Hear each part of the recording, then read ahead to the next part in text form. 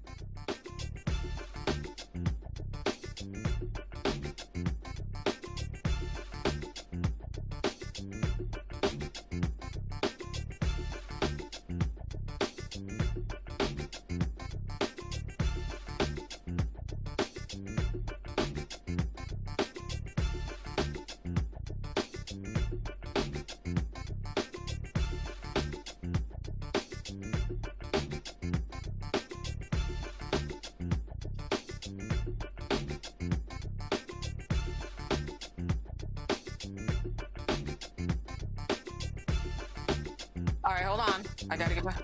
Hold on. All right.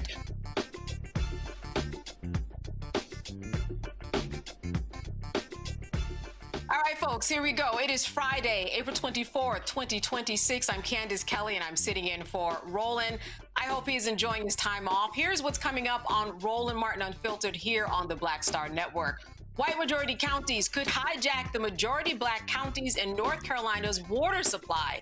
Enfield Mayor Mondale Robinson is here to explain how data centers are at the center of this water heist.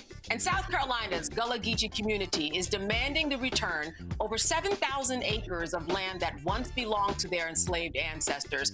We'll be speaking to two local activists about why this land should be given to descendants.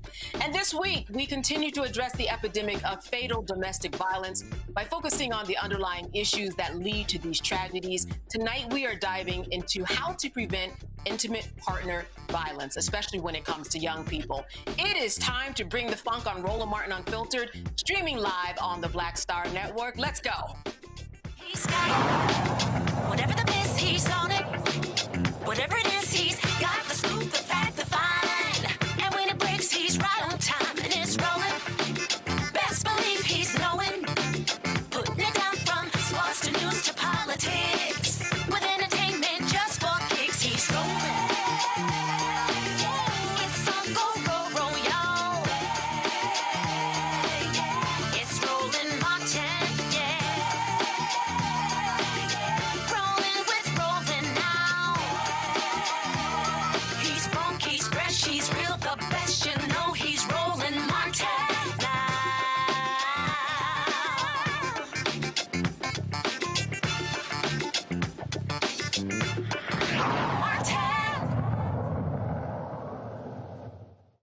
All right, so North Carolina is currently experiencing a historic drought, raising concerns about the establishment of what are called data centers across the state. Now, these facilities require significant amounts of water to cool their servers, and estimates suggest that a single data center could consume up to 2.5 million gallons of water each day.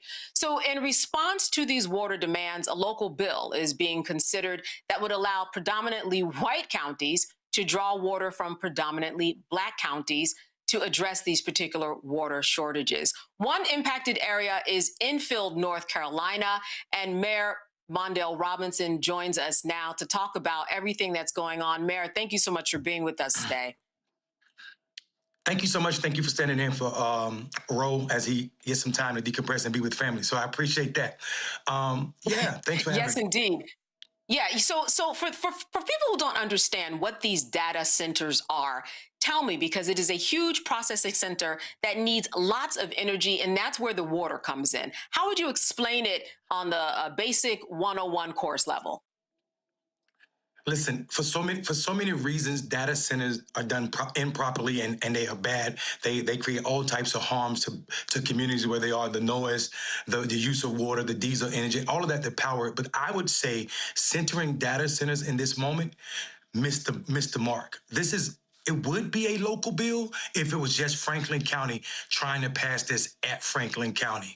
Here's the problem. The bill that we're talking about has made its way to the General Assembly of North Carolina. It is Senate Bill 214, and particularly Section 5, which basically strips the right of North Carolina majority black, three of North Carolina majority black counties: Halifax, which is the county where Enfield rests, 56% black, Warren, and also Vance County.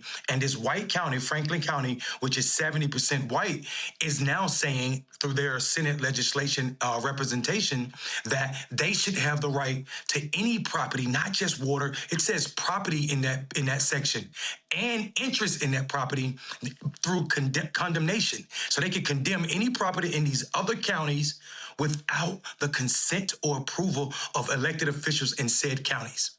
This is tragic, and it's also as American as apple pie. You're right. So when we talk about the history of what white communities take from black communities, this is the apple pie kind of analogy that you've been referring to. What should people know about this bill in terms of whether or not it has support and what you're doing in order to try to fight it in a meaningful way?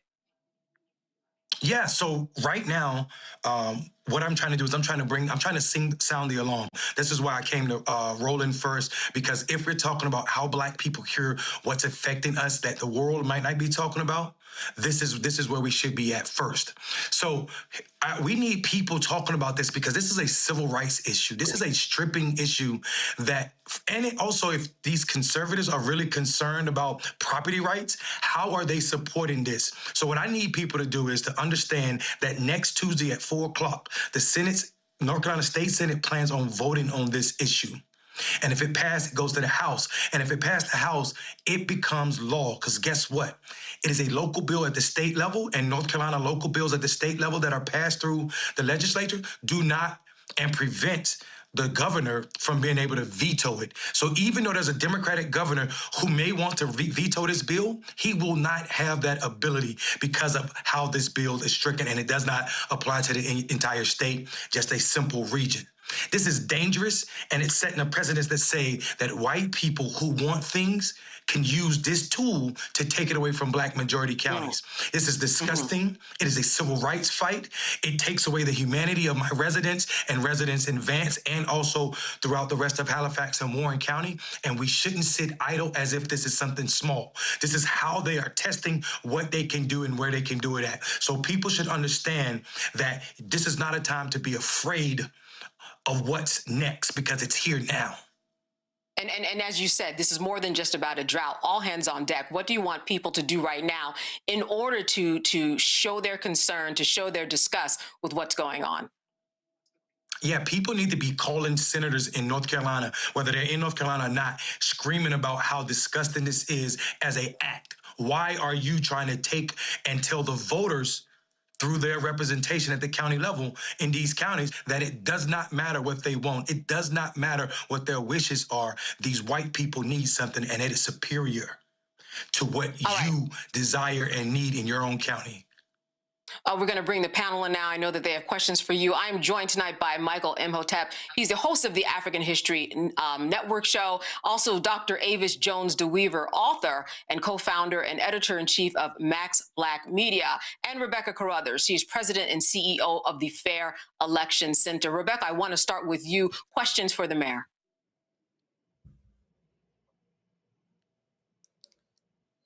I think you're muted.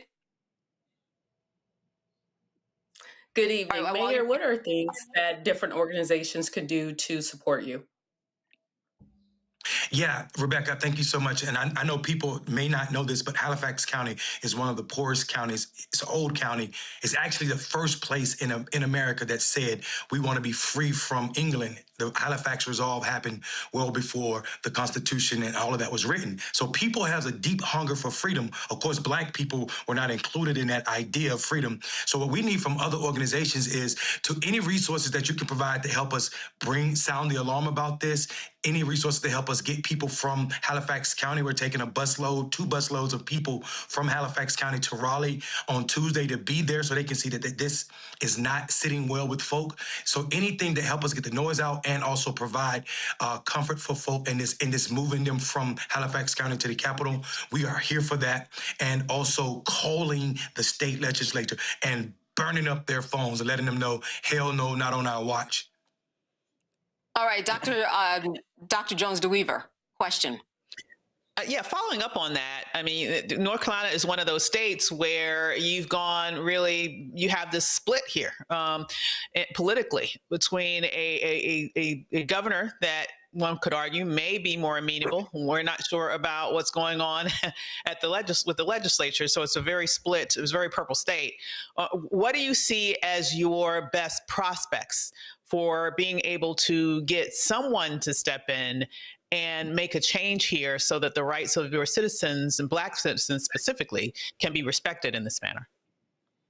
Yeah, and unfortunately for us, the governor, even though he may be amenable to our cries and our harms about this is not only a property right, it is a dehumanizing factor for my people, for Black people, not just in where we are, but across this state. It's showing us that we don't matter as much as our white neighbors. So even if he was amenable, he couldn't do anything because of how this is set up. We need to change these Jim Crow-esque laws so that his grandson, James Crow Esquire, can't continue the long legacy of preventing black people from having full life. That happens, though, only as a result. I'm sorry, that happens only as a result of elections. We need to rethink and think broader than these gerrymandered districts that prevent black people from having an accurate voice across our state. We do that by turning out voters that don't normally participate. That's right, and that's why you are sounding the alarm on this. Let's go to Michael. Michael, question for the mayor. Hey, Mayor Mondale, good to see you again. So my question is twofold. One, in the state legislature there in North Carolina, could you let us know who controls the state house, who controls the state senate, number one? Number two, what are the justifications? I know you talked about the justifications of those who say own the data centers, but the people in the state legislature that are going to vote for this, right?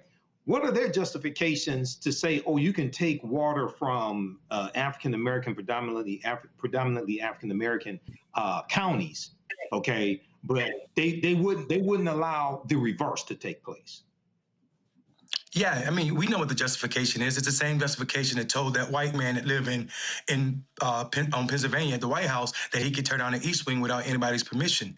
It is the idea of whiteness and their life matters more than anybody, especially black people. America has a high tolerance for black suffering. So I think the justification is just that. America has a history, 400-plus year history of making sure white people are comfortable, even if it's at the expense of black lives. And I think that's where it rests. They would never, not only would they not allow black people to take the resources from this majority white county, they wouldn't even let this county, Franklin, try to take water from Carr Lake, and they stopped that and prevented that because white people enjoy that lake. They're fishing, they're swimming, they're hiking and kayaking on that lake, and they said you will not have more access to this lake. So the backup plan, I guess, was, well, you can't have it from this natural resource that we call Carr Lake, but you can have it from those black folk down south.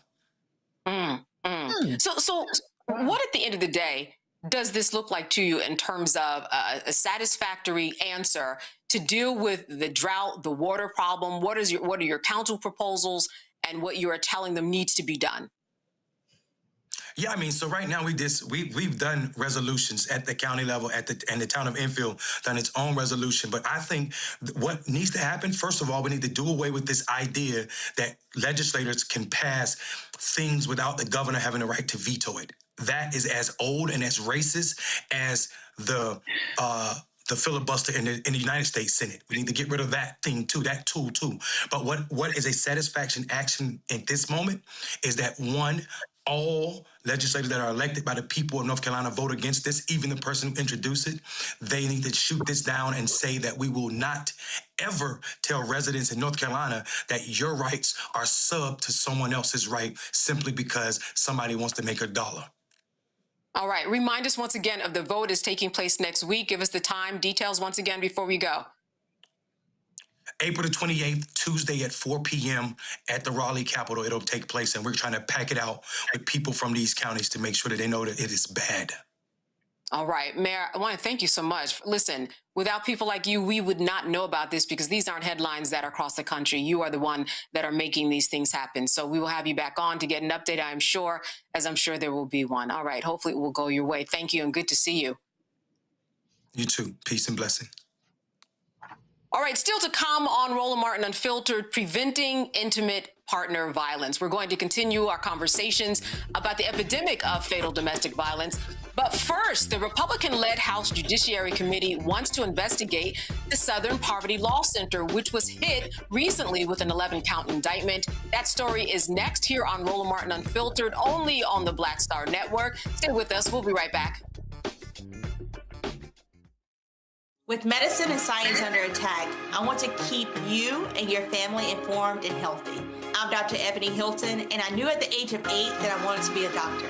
So I studied hard and became the first African-American female anesthesiologist hired at the Medical University of South Carolina since its opening in 1824. And I always say I was made into a doctor, but I was born to be a mom. And as a new mom, wife, sister, daughter, and friend, I understand how frightening a medical crisis can be.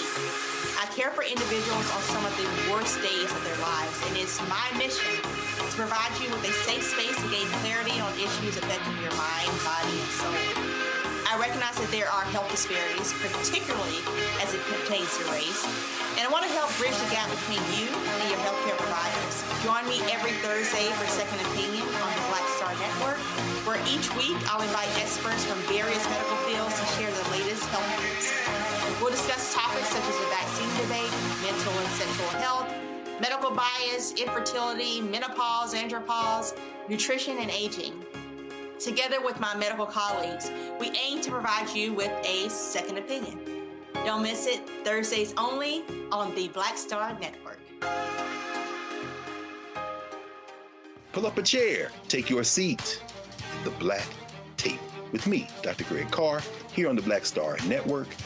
Every week, we'll take a deeper dive into the world we're living in. Join the conversation only on the Black Star Network. Hey, I'm T.D. Jakes, and you are watching the Black Star Network.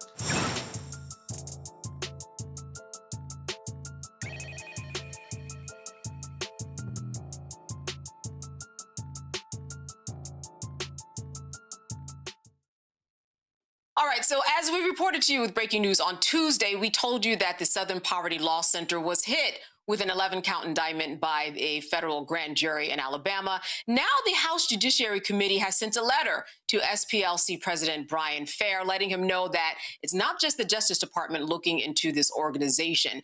In a letter, the committee chair, Representative Jim Jordan, demanded that the SPLC hand over a trove of documents showcasing where the money went, and perhaps more importantly, any communications with the administration and former President Joe Biden. Now, the SPLC has until April 30th, that's just next week, to turn over this requested documentation.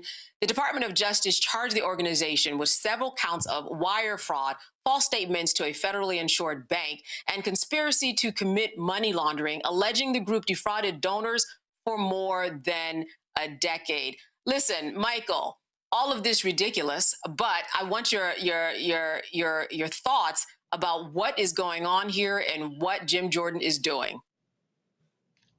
Well, Jim Jordan is doing the bidding of Donald Trump and the white supremacists and the neo-Nazis, the white supremacists and white nationalists that Donald Trump gave a pardon to because they were involved in the January 6th insurrection.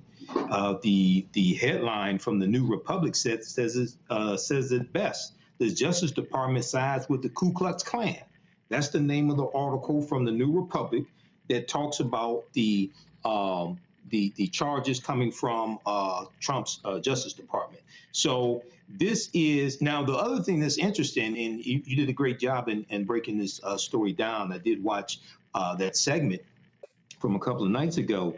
The Southern Poverty Law Center had a history of working with the Department of Justice, right? Sure. To provide evidence and things like this against these organizations. Here you have this white nationalist Department of Justice, right? That's trying to attack these groups. And they're not going to stop with the Southern Poverty Law Center. I think they're going to go after the NAACP and other civil rights organizations as well. So this is more nonsense.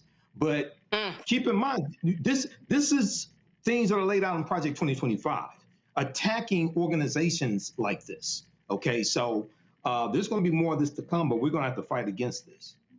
Yeah, and you know what, Dr. Jones-DeWeaver, we talked about this the other evening, and we talked about the fact that this probably is a precedent for more to come. What are your thoughts about this request for this trove of documents? They want it by next week as quickly as possible, all when we know that historically the Department of Justice has worked hand in hand with this particular organization in order to make people safer. Well, let's just remind everyone that the President of the United States is the son of a Klansman. This is fact. His father was arrested at a Klan rally. Okay, so this is who we're talking about. We're also talking about someone whom during his very first term, you had a historic rise in the number of hate groups in this nation. You're also talking about someone who pardoned as part of the January 6 rioters, a huge bulk of whom were Proud Boy members, a known hate group.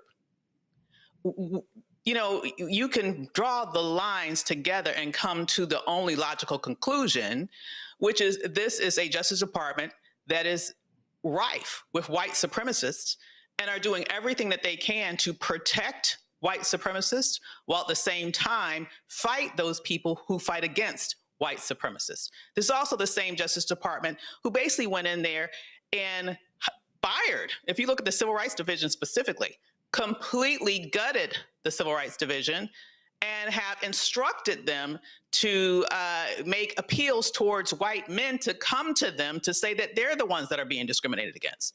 This is a bizarro world that we're living in right now in the Department of Justice. Shout out Super Friends, okay? So you understand what I'm talking about here. So what we're seeing right now is just the tail wagging the dog, where we have white supremacists who now have power and are doing everything that they can now to attack all of those who have fought against them for literally decades before. And let me just follow up with you, something so important that you said. We know that just last week that there was a request to excuse those from the January 6th events. And so this seems to be kind of par for the course and what makes sense. It looks exactly what it looks like it's supposed to be doing. And that is, let's dismantle anything that has to do with anything that has to do with civil rights. And as you mentioned, this is nothing new. This is nothing new at all. Not at all. Not at all. Yeah, let me move on to you, Rebecca. What are your thoughts about just this whole idea that here we are in this situation where you have this civil rights organization that has laid down the law over the decades in order to make so many things happen in terms of the safety of the United States of America. And this indictment in particular talked about something so ridiculous. It's not as if you have somebody that's going to infiltrate a group, your check is not going to come from the Southern Poverty Law Center. You have to create some type of a back end to make sure that their identities are not discovered. That's the whole point of infiltrating a group. None of it makes sense. So I lead a national civil rights organization. It's a voting rights organization, Fair Election Center. And my organization issued a statement in support of SPLC based upon the indictment that came out this week. Fair Election Center and many of the other civil society organizations, we stand with them because we understand the attack on civil rights in this country. In fact, we actually co-litigate with SPLC on voting rights issues across the South. In fact, on Monday, I'm testifying in front of Congress with SPLC, with LDF, with MALDEF, with AAJC in support of voting rights in this country. And so we have known and we have prepared. We understand what's at stake. We understand how hostile this administration is. And we also understand that sunlight is the best disinfectant. We do know after this administration is over, there's going to have to be a lot of accountability. We're going to have our version of the Nuremberg trials to really unearth all of the anti-civil rights violations that this administration has done and will continue to do unless there's a change.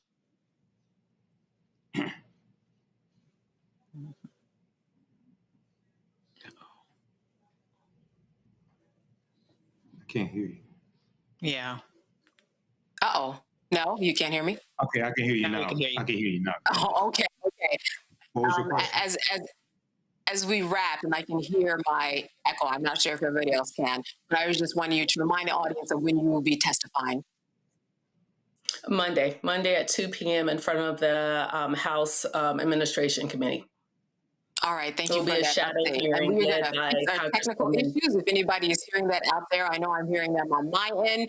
Stay with us here on the Roland Martin Network. We'll be right back. I'm Brittany Noble, Midwest-born, HBCU educated with experience in newsrooms across the country. Well, I've teamed up with Roland Martin to bring to you The Breakdown. This isn't just news. It's our stories, our voice, our community. Join me for The Breakdown, Monday through Friday at midday, only on the Black Star Network. Yes, there you go. Hey, what do you want me to do? With medicine and science under attack, I want to keep you and your family informed and healthy. I'm Dr. Ebony Hilton, and I knew at the age of 8 that I wanted to be a doctor. So I studied hard and became the first African-American female anesthesiologist hired at the Medical University of South Carolina since its opening in 1824. And I always say I was made into a doctor, but I was born to be a mom.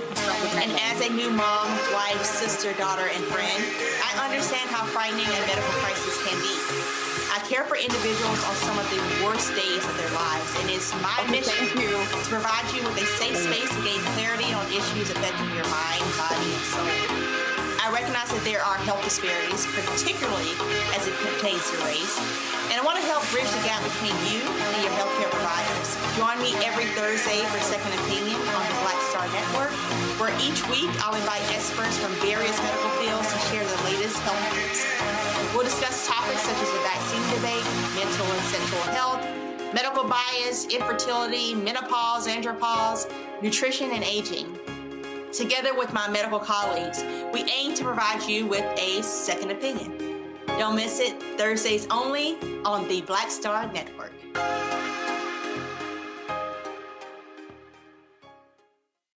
I'm Mark Morial, President and CEO of the National Urban League, and I'm watching the Black Star Network.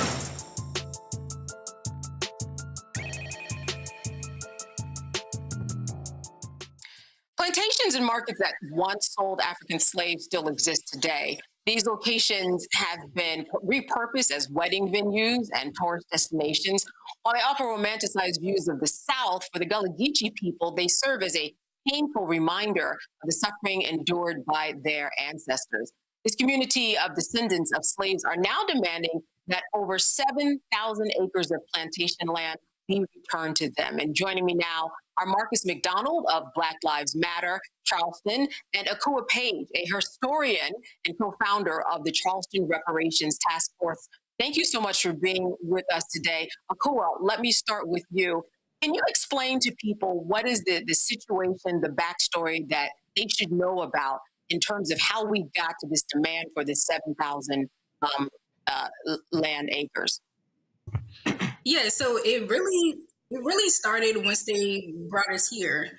And if we look back at the Special Field Order number 15, which that was really the first form of reparations. Most people know it as 40 acres in a mule, but after slavery, it was land that was given to Black people once that happened. But then less than 6 months later, that process was reversed. So it's not really like we're asking for our reparations. It's really what we're demanding that they just return what was already rightfully ours and what was stolen from us. And that just started when, honestly, like, slavery began. You know, you had people on agriculture plantations, if we technically look at it, and none of our ancestors were compensated for that land. Even if we look back now and look at all these plantations that make so much money off of plantation weddings, off of events, which is really like you're getting married at a crime scene. And so we're really just asking for, really demanding for all of that land be returned to the people who literally died there, blood, sweat, and tears on that land and that property. Wow, getting married at a crime scene. I like that analogy. Marcus, let me turn this over to you. What are the some of the legal arguments and strongest arguments that you have to get this land back? What will that process be like? Well, I won't pretend to be a lawyer, but I will say that there was recently a UN declaration on slavery being one of the worst acts of humankind. So that is one of the legal documents and one of the legal, that most of the world has supported. And it'll really be up to a lot of the families who descended from the same families that enslaved my descendants and a lot of the descendants of the Gullah Geechee people and the people who live in the city and who live in this county and really who live all over the nation who descend from here. Those same families are the ones who own this land and are, again, as Akua said, making millions of dollars a year, Middleton Plantation specifically made over $9 million in 2021 after the racial reckoning, after the murder of George Floyd. They are getting the money. So, I mean, just imagine the discrepancies when we see our communities getting ethnically cleansed from the peninsula and from the different areas where you used to see a lot of Black folks. They call it gentrification, but we're starting to call it ethnic cleansing because that's really what it is. And this is an action to reverse that, or an action to gain what, from the land that we labored on, and from stolen labor. And not only from slavery, but also Jim Crow, because a lot of our peoples work at the phosphate mines at Middleton Plantation. Some of these plantations still working for these same people under sharecropping. And that's a story a lot of people share, just sharecropping, even into the 1900s. Like, there's people's grandmas who were sharecroppers. So that's even more recent history that they were never paid or compensated and treated fairly. So that's a legal argument that is like, that is like the basis of justice. If you are harmed, that harm should be repaired. So the Gullah Geechee people have been fighting for years for many, many things. Tell me about this particular argument and the 7,000 acres of land, and what are the next steps in order to try to get it back? How are you galvanizing people? What are people saying? If you could take us to where you are.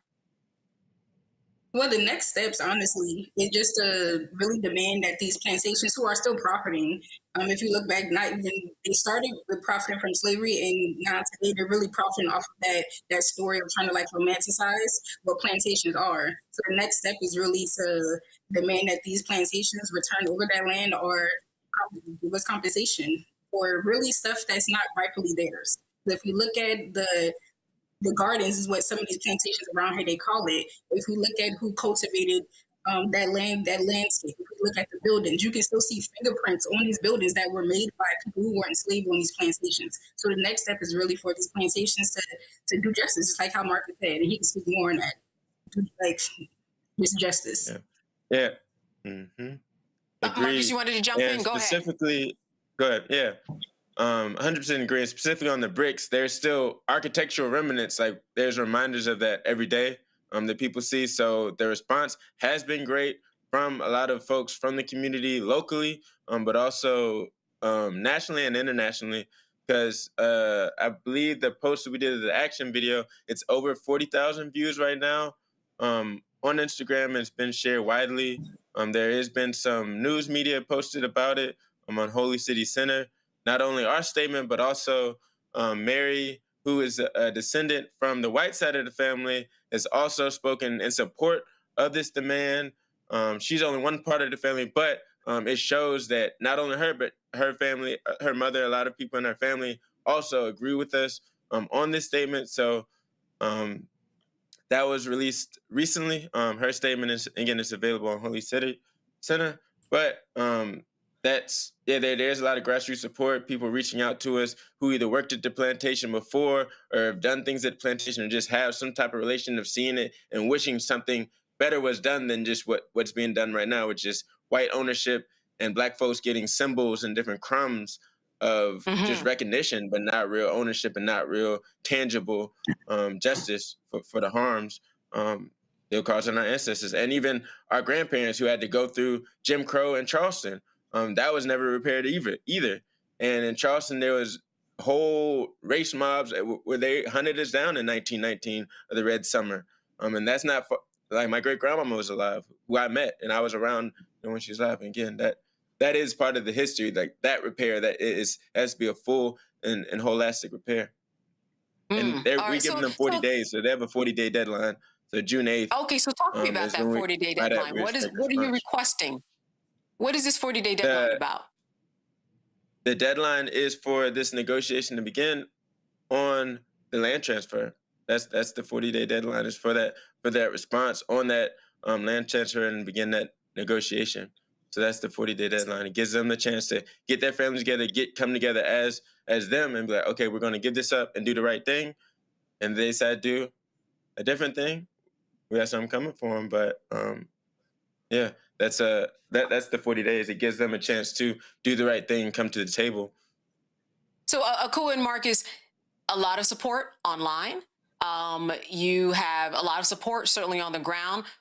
For people who you want help from that are out there, that can give it to you, what would you request in terms of support, in terms of resources? Because you were beginning to get your wheels turning, and now we're in this 40-day process where you're looking for a land transfer soon. Well, one thing, I'll start with you. or two things I'll say. Go ahead. Okay, Marcus. Okay, you go ahead. Okay, now I'll pass to Akua next if I miss anything. But some of the main things we're asking right now is for a solidarity statement. So if you're part of a business, organization, group, or even a family, whether you're a descendant from, what plantation you're from, or just a descendant of enslaved people, you making a solidarity statement, even if it's your mama, auntie, cousin, and a few of y'all to just sign a statement to say that we support and send it to us, that would be it would make a huge difference in showing that there's a lot of grassroots support. We've already had some organizations locally and statewide that have already written their support. So that's the one thing they were asking folks to do. We're on Instagram at Charleston for Reparations. So follow us and make sure you reach out to us. We will need some boots on the ground, volunteers, people to help organize as we begin some of the mass meetings with some of the Gullah Geechee neighborhoods and communities to collectively come together with a plan on how we're stewarding this land. And that work has been done over the last couple of years of us having Low Country Black Action Assemblies. So we'll have another one coming up soon. And one date that we have already lined up is May 15th from 5:35 to 7:35 at the Avery Research Center, which is at 125 Bull Street in Charleston, South Carolina. So if you want to learn more about that, learn more about this plan and how you can get more involved in reparations in general and specifically with this land transfer plan, you're welcome to come out to that. It's open to the people. And more information about that will be 15th. Shared soon on our socials. Okay, great. May 15th. Akua. Yeah, just to add on what Marcus said, also just making sure that the rest of these plantations ban the process of plantation weddings. Because there's only one plantation, McLeod Plantation, out of all the various plantations we have in Charleston that actually has banned plantation weddings. So to me, that shouldn't take like a bazillion meetings, right? Like it's something simple to outlaw and ban plantation weddings, especially when none of that money and funds are going towards Gullah Geechee people. The other thing is just to make sure that there's proper interpretive signs. There's also an issue in Charleston where you go to visit these plantations, they like to romanticize slavery. Like, oh, look at the gardens, look at the flowers. Like they like to romanticize that as if like people weren't hanging from trees on these properties. All right, I want to go over to my panel. Rebecca, a question for one of our panelists. Sure. Akua, what you just said was really interesting, especially as you made a reference to strange fruit. Have you heard back from wedding planners? If wedding planners are willing to step in and say they refuse to plan weddings on plantations? We have not, and I'm pretty sure there will be pushback because that's how most of them make like a bulk of their money, right? They actually have Instagram pages where if you type in Charleston weddings, 9 out of 10 they're going to be linked to a plantation. So we have not heard back from wedding planners, but would definitely love for them to also sign in solidarity to support and also help push the message of like banning plantation weddings. Because as I just said before, you're getting married at a crime scene. Like regardless of how people try to like reword what it is, a plantation was a crime scene. Dr. Jones-DeWeaver, a question for one of our guests. Sure. I'm just wondering, what is the sort of escalation plan? I hear the call for the turnover, the rightful turnover of this land, but beyond after the meeting that you have. Is there any sort of is there a legal strategy in place? You may have mentioned this, but I didn't quite catch it. Yeah, so it'll really be a public campaign and also a grassroots direct action campaign. There's some things that I'd rather not speak on live television or whatever platform this is, but not whatever platform, but some things we organize in person. But yeah, there will be some direct escalation, whether it be direct action like we've done before, showing up to this plantation and disrupting regular programming, because that's really what they care about at the end of the day. Is the money, even though they say they care about history and all this stuff. It's really that bottom line. So once we start disrupting that and really bring to the table on that end, it'll make it unprofitable for them to exist. So once they get to that point, they'll have to cede it over. So that's hopefully they'll come to the negotiation table before that. But yeah, that is part of the plan, and we do have a lot of experience with that. So we're ready to take it there if need be, for sure. All right, Marcus and Nicole, I have so many questions about this, but I'm just going to try to keep this brief. Because as a historian, you know, I have so many questions. I'm going to just try to keep this brief, okay? So I read your press release, and you talk about the 7,000 acres of land that are owned by the 3 former slave plantations. Now, I know Sister Kua mentioned Special Field Order number 15 from 1865, and it was 400,000 acres of coastal land in South Carolina, Florida, and Georgia that were allocated to African American former slaves. Was these 7,000 acres of land, I'm just curious, were these part of that was actually allocated, formerly owned by Black people? I missed it if you said that previously. Forgive me for that.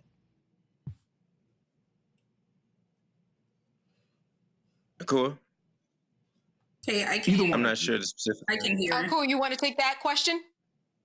Can you repeat the question, please? I couldn't hear it. It kind of Yes, sister. So I read your press release that came out April 22nd. Yeah, I had trouble hearing you know, it talks Michael. about the 7,000. I can hear everybody else besides Michael. I'm not sure what happened just now. Oh, okay. Okay, can you hear me? Well, can you hear me? Because I can repeat it. Yeah, I can hear you. Yeah, so pretty much what he was saying was that the special order that you mentioned, where there was coastal land, they're supposed to be given to Gullah Geechee and Black folks. What was that? Do you know if Middleton and those plantations were part of that coastal land or no? Oh, that's a great question. I'm not sure. I just know it started with Charleston, South Carolina, and it went all the way down to Jacksonville, Florida. But it also included any rice plantations in between. So I'm pretty sure like most of the plantations that's on the coast would have been included in that. Mm-hmm. Okay. Michael, I know you have a follow-up question, and I'm gonna give you the time. I got a bunch of questions. I've covered stories like this on the African History Network show. Okay, so a lot of white people are fascinated with the movie Gone with the Wind from 1939, and the movie Gone with the Wind has done a disservice when it comes to really understanding the history of slavery in this country. It's really worked to really desensitize people or try to. It makes it into some type of fantasy for white people, right? So. I'm just curious, have you had conversations with some of these people, some of these white people on these plantations that profit from this, to ask them, you know, do you really understand what took place here? Do you understand that you were making millions of dollars off of the dehumanization and enslavement of African people? Because one of the things they'll say is, oh, this is the quarters where the workers live. No, that's where the slaves live. Marcus, I'll throw that to you. I don't know if Akua heard it, but I can also translate for her. But I'll start with you, Marcus. Yeah. So I'll take us back to a conversation that, the first time me and Akua went to Middleton Plantation together, we did speak to one of the tour guides. And I remember we'd already had the plan to start the Charleston Reparations Task Force. And we asked them, you know, about this, you know, the amount of land they had and the amount of money that they made, they being like the original plantation owners. And he was like, the plantation owners at the time, the only comparable like people of money you could compare it to of today would be like the Prince Saudis and the oil barons of today. And we're like, oh wow, that's wild. You would say that. And then the next thing we asked him, next sentence, he was like, so how do you feel about reparations? And if I'm lying, I'm flying. I swore to you, he said this to both of us. He was like, well, can't just give people money. And I think in my memory, I blacked out because I don't even know what I said. But I was like, oh, okay. And then again, that was like 2 years later. So I think maybe that would confirm in my head, oh, we got to plan something soon. But yeah, now he said that verbatim to our face. When we went to that Middleton, specifically plantation, and went on that tour guide. So yes, they're still on that, you know, type of timing, teaching that type of history. Like, yeah, they got all this money, but as far as the current day, there's not that connection. to what need to happen on the current day. So some of it, it So is don't going to be remember a the struggle. hundreds of years. Cool. Let So me did you just follow pass. with the?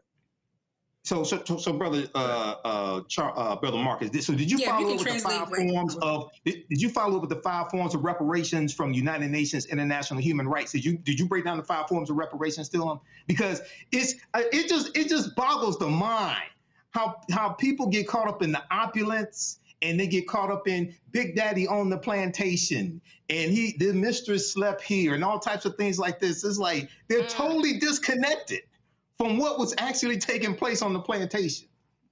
Let me bring Akua here because she doesn't hear your question. I'm sorry. Akua, what are your thoughts about people who you have spoken to and how they feel about these ideals about Gone with the Wind, for example, our panelist was saying, and how they're really misconstrue and understand history. When you speak to them up close and personal, what is it that they're saying about how they feel about this history and reparations and why it's so glorified and not the bloodbath that it was?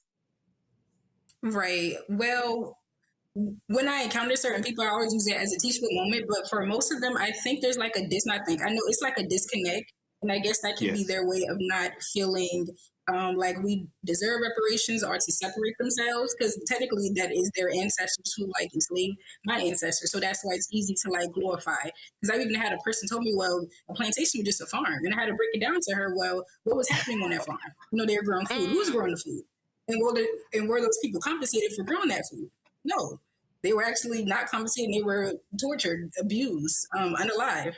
So I use it as a teachable moment, but there's also a lot of miseducation. But I'm pretty sure that this works to have that mentality that we don't deserve reparations because slavery wasn't that bad. Like that's kind of the message that a lot of these plantations are even going. I had a person who came on a tour and they even said on the tour guide, they told them that the slave masters treated their slaves kind at certain plantations, which we know like that's a lie. Because if you're owning another human being, there's no kind of kindness or generosity with that. You are doing amazing work. Part of the lost cause. I'm sorry. Can I ask you, Akua and Marcus, about the work that you're doing? Who's on the ground with you?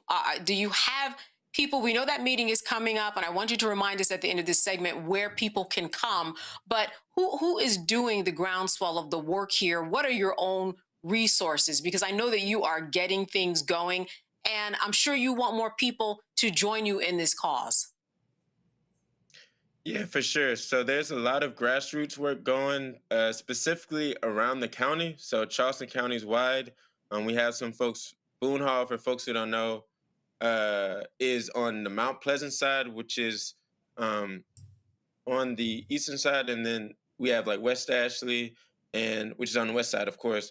And that's where Middleton Magnolia are. So the land, Gullah Geechee Reservation that we're planning would be non-contiguous because it'd be like Boone Hall on this side, they would be also turned into the reservation. And then Middleton Magnolia on this side, which would be turned into the reservation. So we've gotten in touch with a lot of descendants, people who, including myself and my family, who descendants from Boone Hall. Our descendant there was Peter Porche. And yeah, we descended from Boone Hall, and a couple of the organizers out there, they're called settlement and Gullah Geechee communities. Out close to Boone Hall, there's a lot of people who came from these places, and there's also, Akua can tell better the story of Liberty Hill and other neighborhoods that still like know directly, like, yeah, we came from this plantation and we set up our neighborhoods here. So there's a lot of people who have those direct connections that we've been talking with and community with, and they think it's a great idea. I've heard from an elder, and I'll pass it off, but I heard from an elder today who I've worked with for years, but he was like, that's a great idea. And I was like, I wish you'd have told me about this 15 years later. I would have done it myself. So yeah, we've gotten a lot of intergenerational feedback from a lot of our elders, a lot of Black folks from our age, and even some white folks who's been like, yeah, we'll support, so let us know where we need to fill in. So if we need to get more, definitely helping with those statements and getting that out. But there has been like a lot of groundswell support in the downtown area, but also around the county and Mount Pleasant and in West Ashley and people who live close to it, to these plantations. And Akua, any legislators, any politicians, anybody who's, can move something in terms of legislation? That's still in the works. There's nobody who's as like active and vocal as of yet. So we're going to put that out there, but that's still in the works. All right. Before we go, just a couple more questions. Take us down to the Gullah Geechee community and let people know why it is so important. Obviously, this is land that was taken. This was land that belongs to us. But in terms of the preservation of the community and making sure that we get what is ours, Akua, how would you describe why this is so important at the end of the day for generations to come to have all of this and preserve the culture that we have brought here? I believe it's so important, especially for Charleston to really be pushed out there and to lead that charge with reparations, because Charleston was the capital of the slave trade. Like when people look up slavery, research slavery, it points back to Charleston. It was the capital. And so in order to really heal from all that has happened, you have to start the repair process. And that starts with reparations. That starts with transfer of land, giving back to the people. Because essentially you cannot have Gullah Geechee people without land. We're people of land, water. That's how we was able to give birth to a whole new culture when we were brought over here, which Gullah Geechee people were really just a mixture of different West and Central Africans that were forced to come together, and they had to give birth to a whole new culture. And a lot of that culture wouldn't be possible especially American culture, if it was not for Gullah Geechee people. And when people look at rice in America, that would not be possible if it wasn't for Gullah Geechee people. But now you go all over the United States, some cultures are always eating rice. But we were the ones who brought that over here. And so it's so important that we preserve this history and preserve this culture, because we are really one of the backbones of America. Yeah, folks, Google rice in South Carolina. You're going to be going on a deep dive for a few hours there just to understand the connections. Marcus, I am going to give you the last word. Remind everybody of that meeting, the time, I believe it was May 15th, and where they should go. Yeah, so it'll be May 15th. And beautiful words again, cool. I ain't gonna say nothing much more than where to go. But we're having a reparations conversation, Charleston Reparations Task Force. You can find us on Instagram at Charleston for Reparations. The conversation will be May 15th, 5:30 to 7:30 at the Avery Research Center, which is at 125 Bull Street. It's a historical Black archive, so make sure you pull up, even if you can't make it for that conversation. Again, it's Avery Research Center, and we'll be talking about this land transfer plan and reparations in Charleston. So make sure you pull up. Yeah. All right. Marcus McDonald and Akua Page, thank you so much for being with us, giving us an update. It is just the beginning. I know there is more to come. We'll be thinking about you, and make sure you keep us informed about all your steps along the way, okay? Thank you. All right. You're welcome. All right, you are watching the Roland Martin Unfiltered Network. We are going to be right back here on the Black Star Network, so stay with us. On a Balanced Life with me, Dr. Jackie, a relationship that we have to have. We're often afraid of it and don't like to talk about it. That's right, we're talking about our relationship with money. And here's the thing, our relationship with money oftentimes determines whether we have it or not. Balancing your relationship with your pocketbook. That's next on A Balanced Life with me, Dr. Jackie, here at Black Star Network. With medicine and science under attack, I want to keep you and your family informed and healthy. I'm Dr. Ebony Hilton, and I knew at the age of 8 that I wanted to be a doctor. So I studied hard and became the first African-American female anesthesiologist hired at the Medical University of South Carolina since its opening in 1824. And I always say I was made into a doctor, but I was born to be a mom. And as a new mom, wife, sister, daughter, and friend, I understand how frightening a medical crisis can be. I care for individuals on some of the worst days of their lives, and it's my mission to provide you with a safe space to gain clarity on issues affecting your mind, body, and soul. I recognize that there are health disparities, particularly as it pertains to race, and I want to help bridge the gap between you and your healthcare providers. Join me every Thursday for Second Opinion on the Black Star Network, where each week I'll invite experts from various medical fields to share the latest health news. We'll discuss topics such as the vaccine debate, mental and sexual health, medical bias, infertility, menopause, andropause, nutrition, and aging. Together with my medical colleagues, we aim to provide you with a second opinion. Don't miss it, Thursdays only on the Black Star Network. Hi, I'm Swing Cash, Basketball Hall of Famer, and you're watching Black Star Network.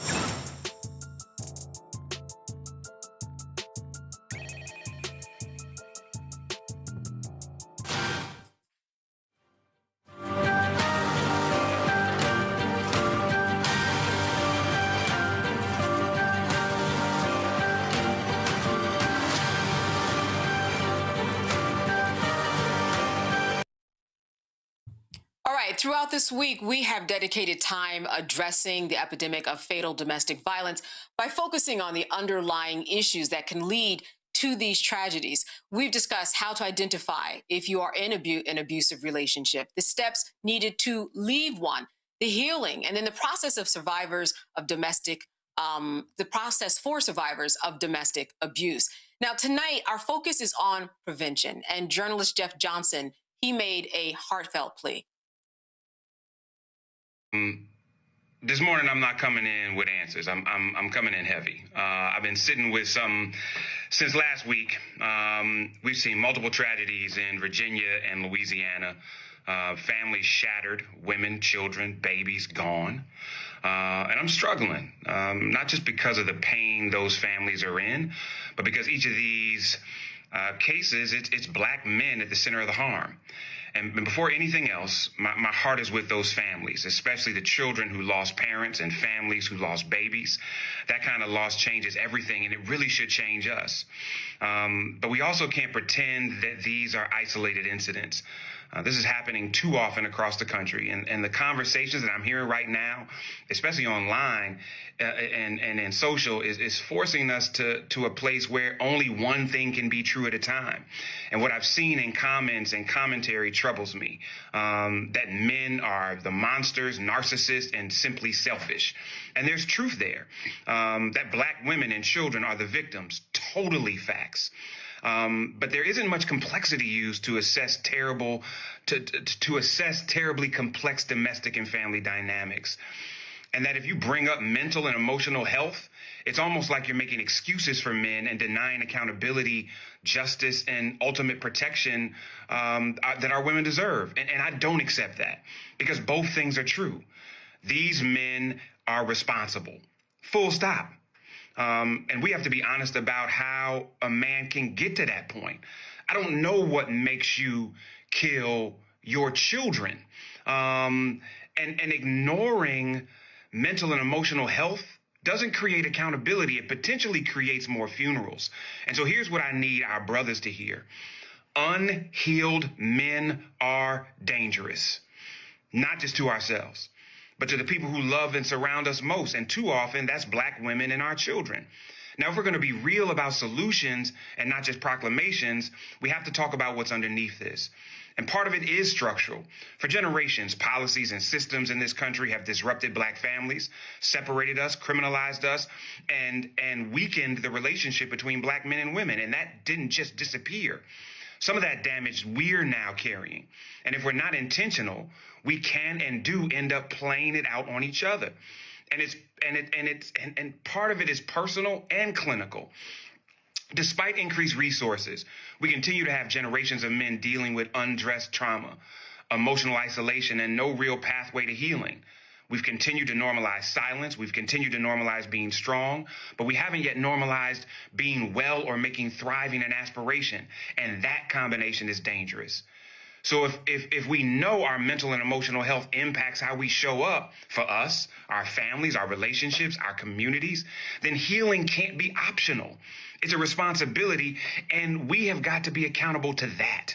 So brothers, this is on us. Checking on each other is not enough anymore, because a lot of us ask, you good? But we don't know what to say or do when the answer is no, or worse, hell no. We need tools. We need more spaces and knowledge to create them. We need more accountability rooted in love.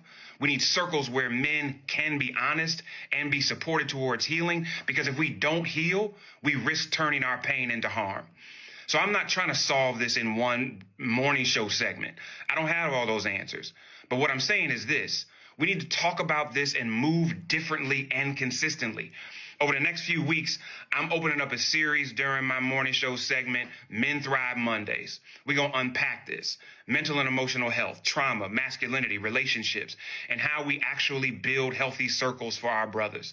And I want to bring clinicians, brothers doing the work, real solutions, because this is not about reacting to these two disgusting tragedies. It's about preventing the next one. And if you're a mental health or emotional health professional, I need your help. When we see a man isolated, shutting down, or spiraling, what are the steps we need to take to actually support? Not theory, real steps that we can use to save lives. And there are organizations like Black Men Heal, Therapy for Black Men, BEAM, that are already doing this work and connecting brothers to real help. If we're serious about healing, then men doing the work is not optional. It's a responsibility. Accountability is part of protecting our sisters, but it's not the whole answer. If we don't also heal the trauma men carry, we'll keep showing up broken in the very relationships we are called to protect. That's what I got for y'all this morning. All right, we need more of those conversations, and this is why we continue the conversation here tonight on this network. Joining me now are Amari Barksdale and Kamila Johnson from Detroit's Sasha Center, which focuses on training young people to prevent intimate partner violence. So first of all, welcome to the both of you. I know that this is something that we've been talking about in the context of adults, but let's face it, any of these adults that we've been talking about, they were once young people, and we need to understand what to do with young people in terms of their exposure, responsibility, and how they begin to develop healthy relationships at a younger age. Let me speak to you first, Amari. Let me ask you, what are some of the numbers that we need to know in terms of young people and violence within their relationships, because it is very prevalent? You know, we like numbers, but we're careful about numbers because of how numbers can be skewed or how numbers can look when not properly put in place. So what we do know is that we will be very surprised to see how many young people, specifically young women, experience violence at the high school age. The college age, it ramps up even more. But we tend to think of our young folks as just being young and having fun and enjoying their new experiences in love and dating, when in actuality, the very scary thing behind it, and Kalima could probably chime up on a little bit more on this, but the very scary thing is that our daughters, a lot of them are experiencing domestic violence. Intimate partner violence, dating violence, we like to call it for that age, in the hallways of their schools, out on dates, in the car, walking home from school together. They're experiencing it in the high school age. And we have to be honest about it, and we have to look at it, and we have to really be serious enough to admit that it's happening in order to address it. So Kamila, how do we get young people whose brains are still developing to recognize something like power and control inside of a relationship? What does that look like? I'm so glad you asked, and my name is Kalima, and we are from the Kalima. Sasha Center. Thank you. Yes. Thank you. No, it's cool.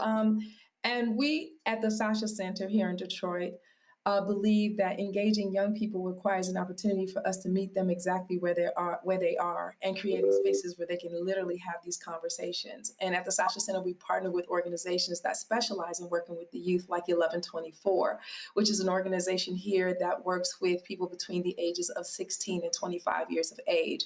And what they have taught us, and what we know, and how we partner with them, is giving students, young people, an opportunity to really process what it means to be in relationship. Because a lot of young people are learning about relationships by being and watching their relationships at home. And so a lot of times they don't know how to really share what they're seeing at home. And what they're seeing at home is not necessarily always healthy. But in dating relationships, the young people that are with us and with our groups, they're talking about who pays for dates, believe it or not. They're being influenced by social media and watching and paying attention to how they think gender roles are supposed to be set up. But I really want to be clear, and I want to back this up a little bit and talk about our culture, talk about Black, talk about how we show up to understanding our relationships. And there are some really key critical things in prevention that we have really not unpacked as a people. And so when I saw your earlier segment, I was really super excited about you all talking about culture, because what's important and what I think we should really talk about tonight as well is the fact that in Black community, we have not had a chance to unpack the trauma of lynching in this country and the trauma of women not even having an opportunity, and girls, to navigate and have autonomy of their bodies. Our bodies were commodity. If they had access to us, we had to have babies for them, and that's how they made money. Bottom line. And until we give an opportunity for Black men particularly to talk about their distrust of any kind of relationship dynamic or issue, and that is directly tied to lynching, we're going to miss the point. And I really think it's extremely important that we spend time not just with the youth, but with teachers, with administrators, with our families, our friends, about dismantling patriarchy and dismantling misogyny in this community, in our community, no one else's. Because what tends to happen in relationships and relationship dynamics and safety, when we talk about these issues, is that if you ask a young person, or if you ask a complete adult person, what do they think about how relationships are supposed to go? And what do they think about gender roles? And what do they think about manhood? And how do we dismantle the way in which young boys are raised? Like little boys, I'll be in a room with youth and I'll say, okay, let's pretend that we're at a hospital and you see a room full of babies that were just born. How do you know which one is a boy and which one is a girl? And they know immediately. Whether we've taught them or not, whether they've learned it from watching TV, television, music, radio, whatever, they say, well, we know that pink is for girls and we know blue is for boys. I'm like, what about if you're going on a date? When you're sitting there and it's time to order food, what are the girls eating? They said salad. And what are the boys eating? Steak. And then we'll say, okay, so what kind of toys are y'all playing with? You already know the answer. Dolls for girls, trucks for boys. And if you move outside of that socialized expectation and construct, then that's when problems arise in our relationships. Who takes out the garbage? Who pumps the gas? Who pays the bills? All of that needs to be unpacked in our community to prevent down the line what we're seeing and experiencing, which is an overwhelming amount of Black women dying at the hands of their partners, because we're not unpacking that stuff early enough. And then you got a little boy in the classroom, he'll pull the girl's hair and the teacher will say, oh, that's just because he likes you. That's problematic. You said we need to stop that. We need to undo it. You said it. You said it. Kalima, and this cannot help the phone and what we're doing on social media, what we are seeing in terms of relationships, what we're seeing, our access to the way, whether it's sexual images that was so easily attained, and the way that mostly women are being trafficked and destroyed and don't have autonomy over their body. There has to be something that parents and educators have to do in order to manage, as you said, this toxic masculinity, the patriarchy, and the way that Black women are on the lowest part of the totem pole. I want to kick this over to Omari because we don't use the term toxic masculinity, and there's a reason why. Omari. Yeah, we tend to lean more in the direction of focusing on building and modeling healthy masculinity. When we use the word toxic, a lot of brothers get turned off by that terminology, which is unfortunate because, the term toxic masculinity doesn't mean that masculinity is toxic. It means that there are some practices and some forms of masculinity that are very unhealthy and disruptive and downright dangerous in some cases. However, we tend to focus more on modeling healthy masculinity and behavior because we like to be solution oriented.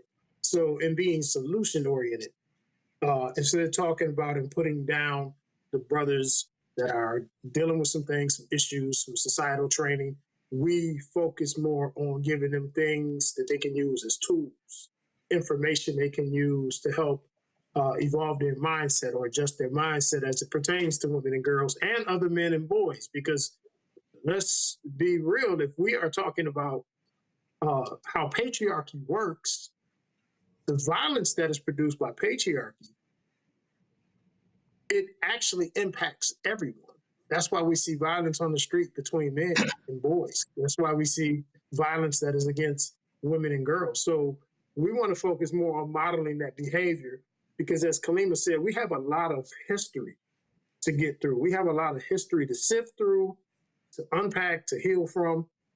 And, you know, as long as we have a history of white women claiming that we whistled at them or raped them and destroying our Black business districts or lynching our Black man for something that most likely didn't happen, we carry that from generation to generation. And my teachings in the 80s growing up, in the 70s and the 80s growing up, was how to not get lynched. And I lived in Detroit in a neighborhood, it was all Black, you know, but it was how to not get lynched, how to not, you know, commit some of these so-called social things that Black folks aren't supposed to do to get the attention of the police or get the attention of the system to put us in position as Black men to be attacked, assaulted, killed, or imprisoned.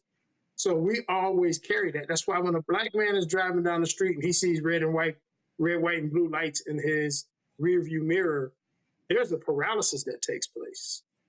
And whether that's real or not, whether that traffic stop is going to wind up being deadly or dangerous to him or not, what we do know is there's too much of a history there. So as it relates back to what Kalima was saying about us having to deal with the lynching and deal with all of the things that we had to face and still have to face sometimes, that's a reality that is almost like a recurring trauma that plays out in our heads every day. And so we have all of this. And so, Amari, you mentioned some tools. Yes, go ahead. Because I do want to talk about the tools that you've made. I was just going to say, at the Sasha Center, one of the things I want to say about the Sasha Center, it stands for Sexual Assault Services for Holistic Healing and Awareness. And we are aware that sexual assault happens in the context of dating and relationships. And so we service and we center, because we're a culturally specific program, on Black women who have experienced sexual trauma. And one of the things that we do, and one of the things that we are very proud of doing, is that we have consistently for the last 16 years engaged Black men on talking about intimate partner violence, sexual assault, domestic violence, and gender-based violence. And we do that on a consistent basis with our brothers. But I heard you getting ready to ask, Omari, about our prevention strategies, but some of them include just giving them space to be in a room. Because one of the things I will say about our organization is that men, last year we had our very first Detroit Manhood event where we invited men to come and bring their mentees and have a conversation about relationship safety and management. And we took them to the Charles H. Wright Museum of African American History, and we taught them about, the African American woman in DNA. The African woman in DNA, and how we carry the stuff that makes humanity.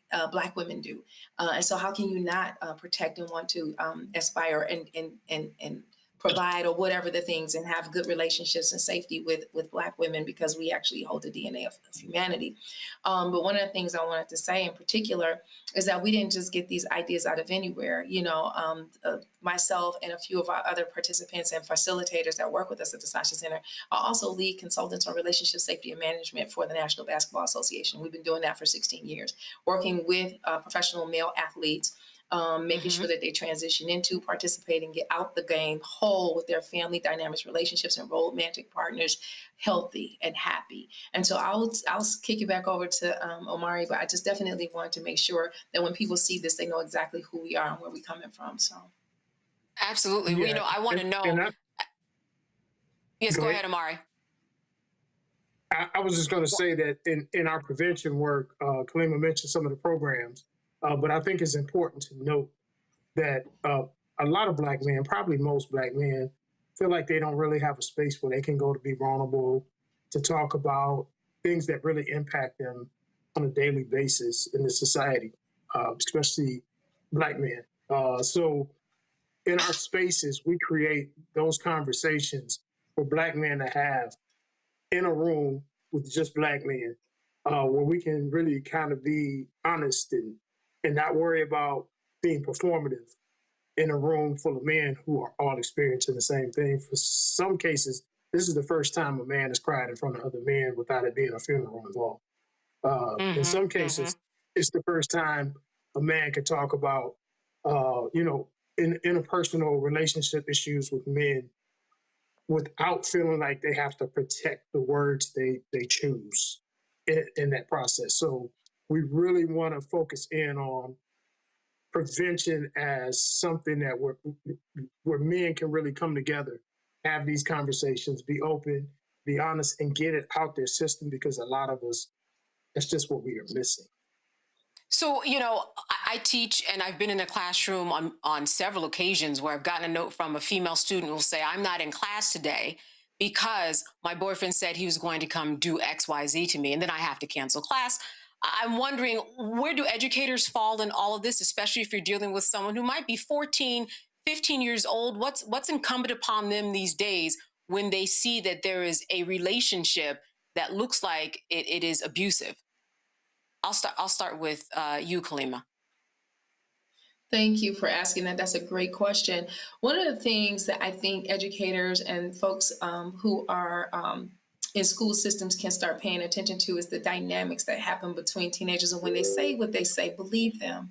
Don't make assumptions that it's just fun and games or it's just a cute little relationship. There are power and control dynamics that are happening. Now, if a student calls and says she can't come in because she's afraid, that has to be addressed. That has to be addressed, not with them both in the room at the same time.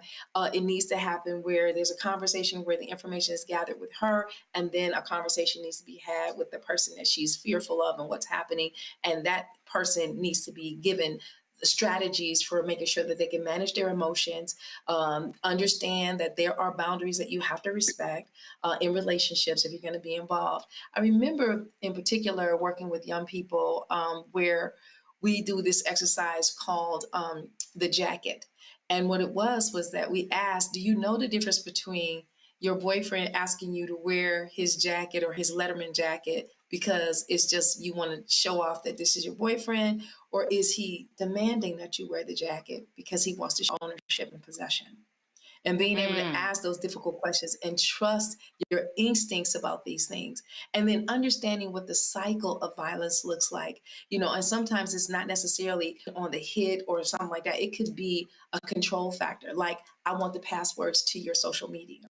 Or I saw that you were on social media liking somebody's page. What is that about? Or trying to control who and what who they hang out with, or what they do on a regular basis, or who they're spending most of their time with. If there's somebody involved and they're involved with each other, and there is this intentional, deliberate acts of control and acts of trying to isolate this person, then it's probably just not healthy. And so just being able to look at what healthy dynamics look like, what red flags might look like, what green flags might look like in a healthy relationship, those are the kind of things we need to unpack with young people. And in prevention, and what's really interesting to me is the young folks learn this stuff from us.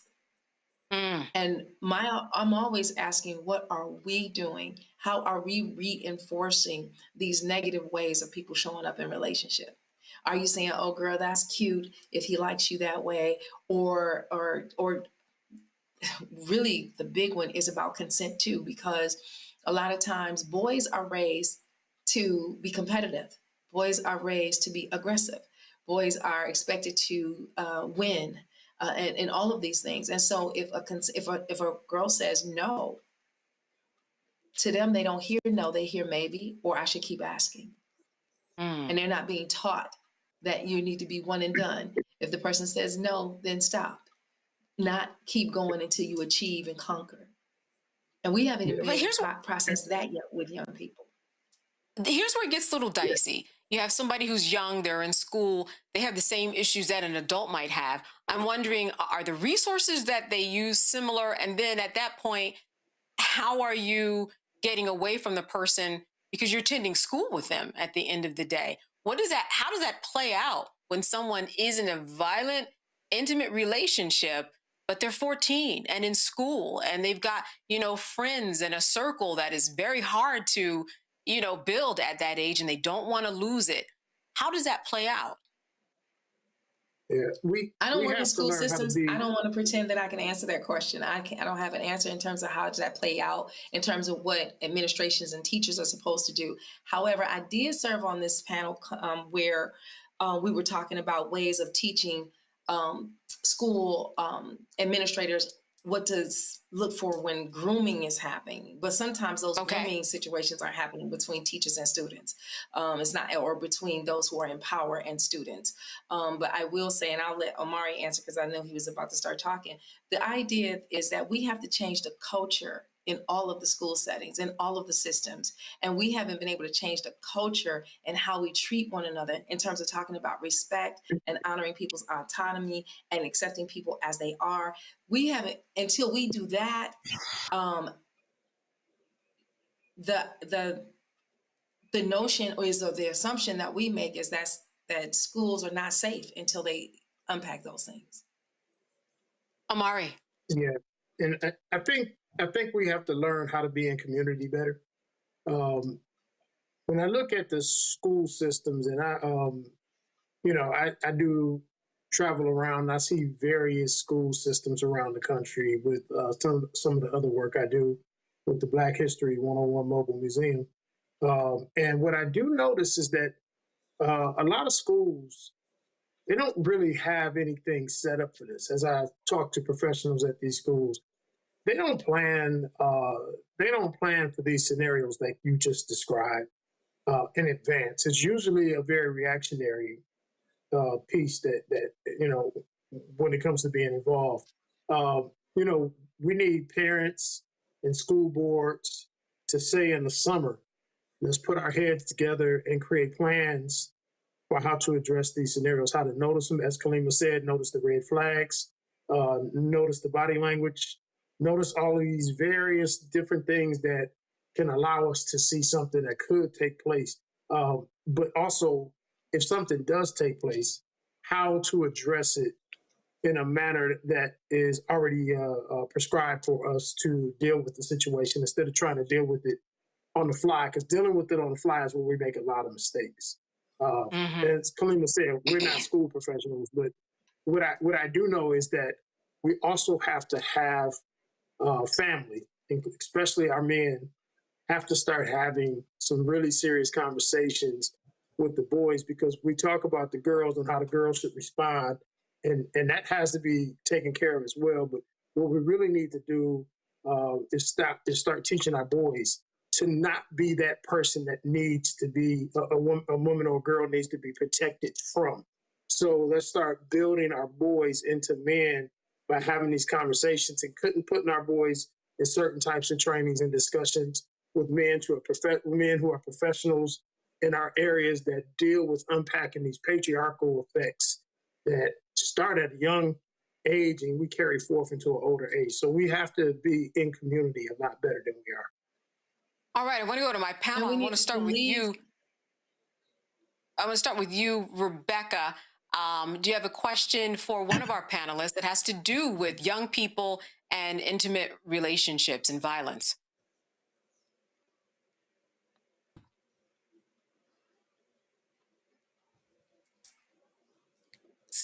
All right, Rebecca. Well, you know what? While she's getting it, I'll go to you, Michael.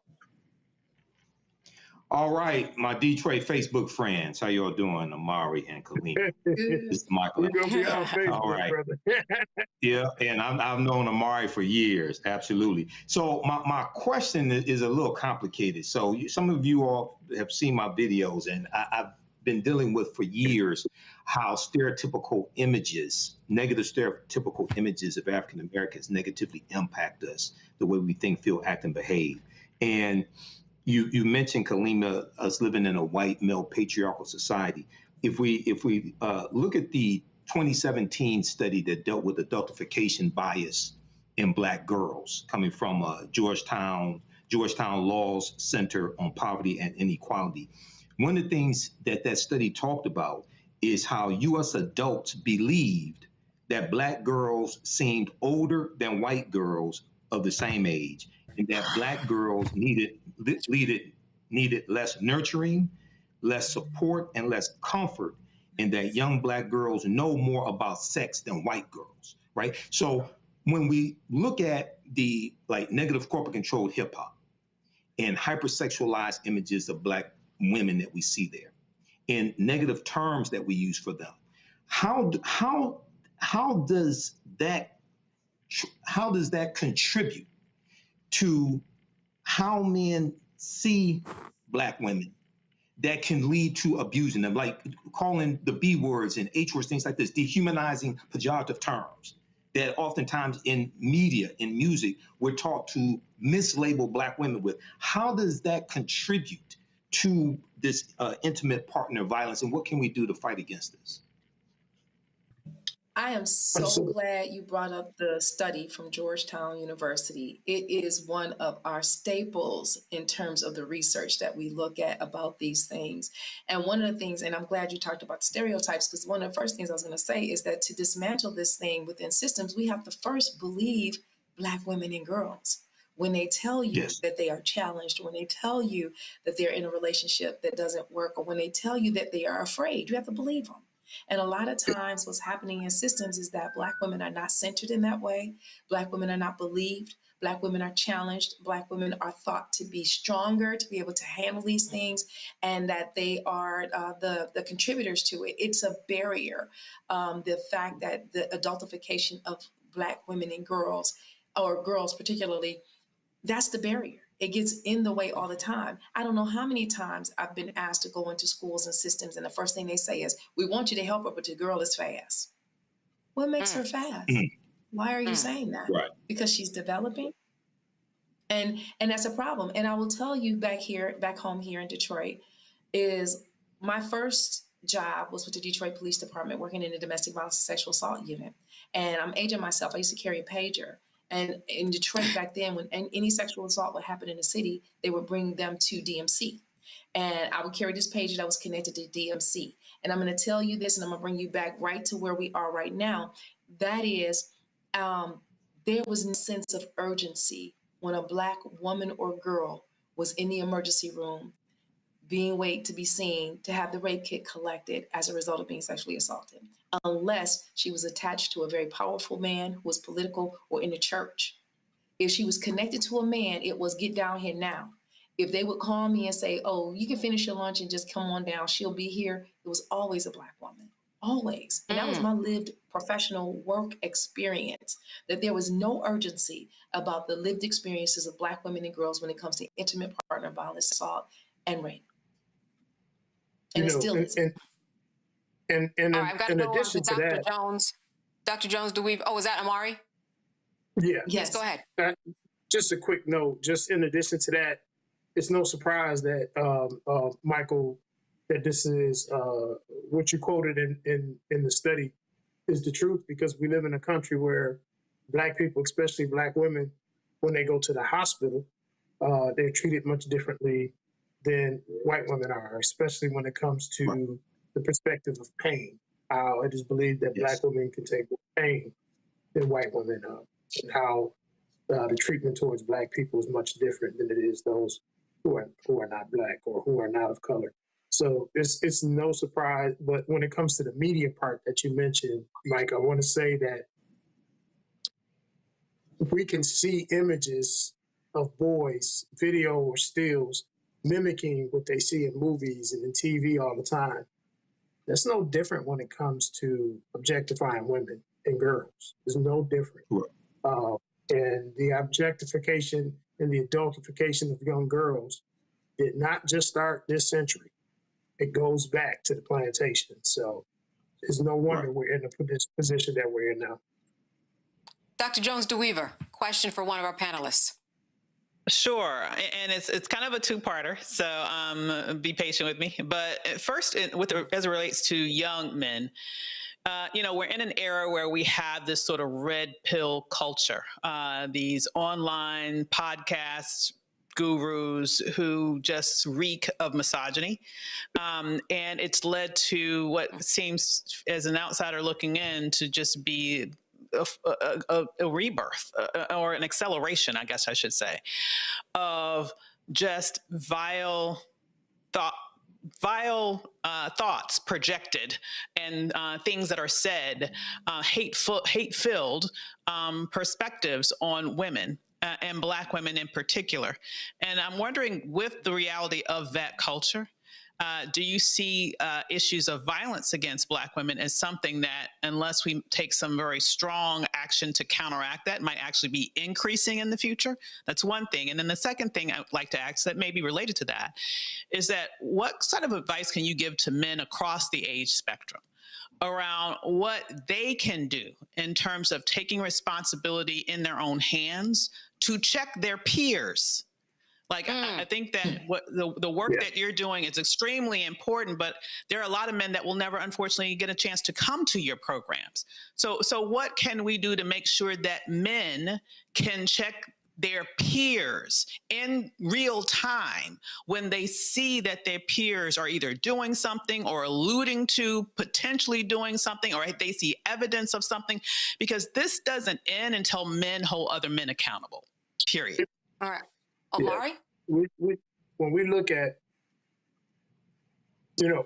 when we look at men and the projection of violence ramping up as time goes by, we can look at the pandemic and see that during the pandemic, violence increased, domestic violence, intimate partner violence, and dating violence increased during that time.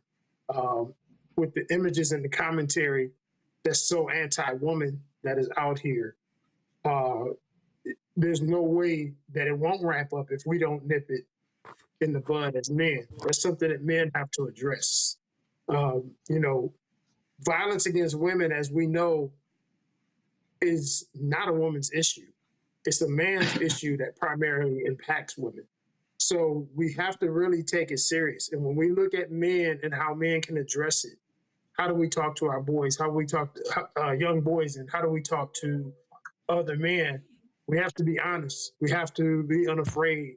We have to be brave. Sometimes we might get, clowned by our friends. Somebody might say, oh, that's Omari again. He's on that pro-woman stuff. And you just can't stop. You can't just stop because of ridicule. You have to keep going because it's important and it's necessary. And you have to call men to task. But it's best for you to get some training and some education around it before you start doing too much of that, because you have to be able to unpack it for them. You have to be able to break it down in a way that's palatable and understandable. So there are organizations, you could reach out to us at Sasha Center if you're in the Detroit area. There are organizations also nationally, like Call to Man,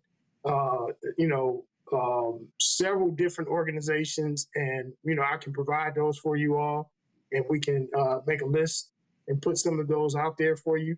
But we have to really get into some deep conversations, some deep education, and some deep understanding, because one problem that we have is we walk around here as grown men thinking that because we were told this when we were younger, this one thing, that it's always going to be true, or that it was even true in the first place. And the fact is, we have a lot of myths. We have a lot of bad ideologies floating around amongst men that we think are just true and tried and true because our granddaddy told them to us, or our uncle, or our football coach told us, and they are really harmful. They are really unhealthy. And we really need to have these conversations and this educational piece intact before we go out and really start addressing men and boys too much. But it's good to start somewhere. At least start by saying, look, brother, that's, you might be a little bit out of line with that. You might want to rethink that. Let's talk about it. At least you can start there. Rebecca. Thank you so much. This question is also for Omari. I've been talking about this topic with a lot of Black men in my life. I've had a family member in 2013 who was brutally murdered by her ex-husband, and their small children were in the home when it happened. And, even understanding 13 years later, the devastation of, all of those who were impacted. So here's my question. I hear people, using the term patriarchy. I understand it. I get it.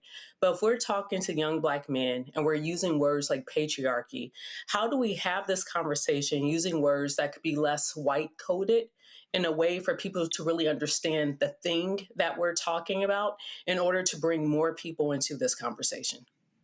I think that goes back to when I talked about the conversation and getting education. Education is where you understand the nuances and the dynamics of these things, right? So while you might say patriarchy as the overhanging idea or umbrella, you really get to use the more specific language, especially as we do at Sasha Center, the culturally specific language that fits our community, right?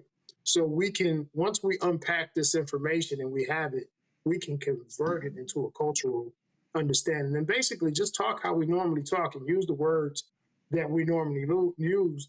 But what we're doing now with those words we typically use, we're using them in a way to break down nuances that we don't commonly talk about.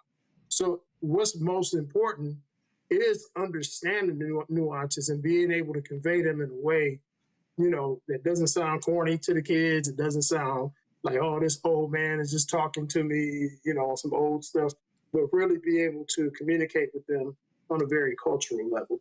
And, Sasha Center, we even do cultural things at the beginning of our sessions. Like we might do libations, we might do meditation, something to ground us. And that's important. We ground ourselves. And then we have these conversations. So, the nuances are what's important. Khalima, I want to end with you as we wrap up this conversation. I wanted to know, because you are in close contact with a lot of young people, older people, everyone across the board. For a young person, what are some best exercises that you have for a parent or a young person so that they understand that they have full autonomy over their body and to begin to recognize that they need to stand up for themselves in any situation? What can you give us as tools to begin at home today? Absolutely. Tools that we can begin at home today.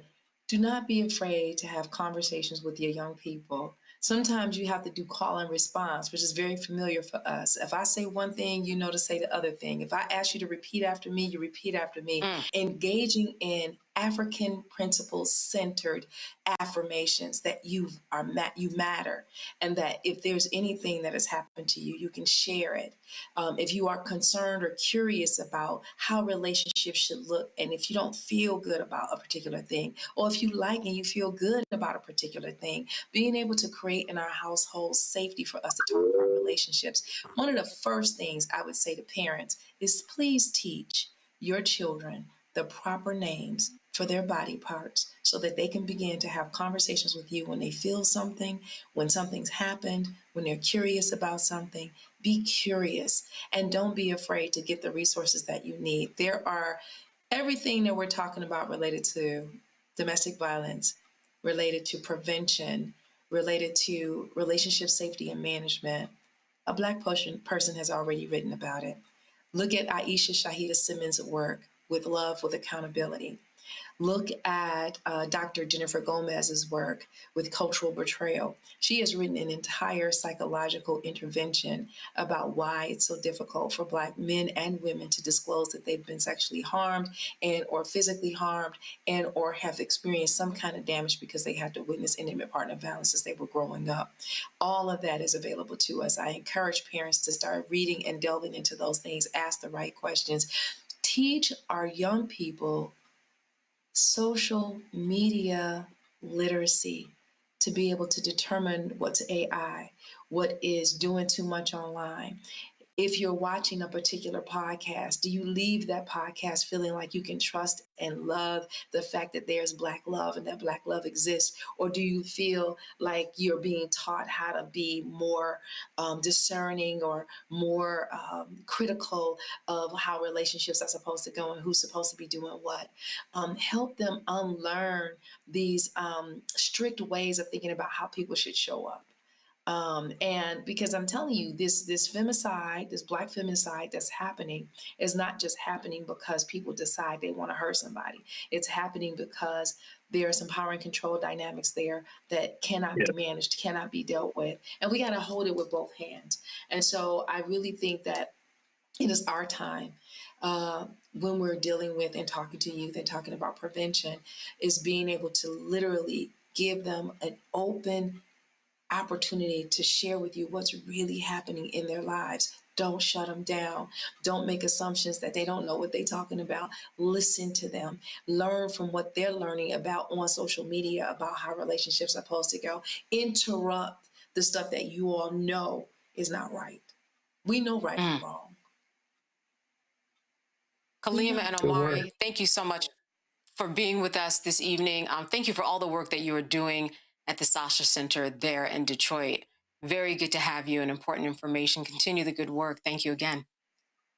Thank you so much. We're not done. We got to keep going. All right. All right. All right. We so appreciate their contribution to help end the cycles of domestic violence. Now, on Tuesday, Roland will be joined by Ayanla Benzan for a candid conversation about Black women, Black men, and domestic violence. They are even going to take your calls here on the Black Star Network. This is going to be a Black Star Network exclusive presentation. You do not want to miss this show. Make sure that you are with us again on Tuesday. All right, we are going to take a little break right now here on Roland Martin Unfiltered on the Black Star Network, but stay with us because we will be here after the break. With medicine and science under attack, I want to keep you and your family informed and healthy. I'm Dr. Ebony Hilton, and I knew at the age of 8 that I wanted to be a doctor. So I studied hard and became the first African-American female anesthesiologist hired at the Medical University of South Carolina since its opening in 1824. And I always say I was made into a doctor, but I was born to be a mom. And as a new mom, wife, sister, daughter, and friend, I understand how frightening a medical crisis can be. I care for individuals on some of the worst days of their lives, and it's my mission to provide you with a safe space to gain clarity on issues affecting your mind, body, and soul.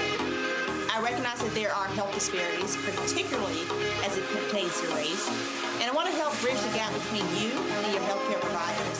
Join me every Thursday for Second Opinion on the Black Star Network, where each week I'll invite experts from various medical fields to share the latest health news.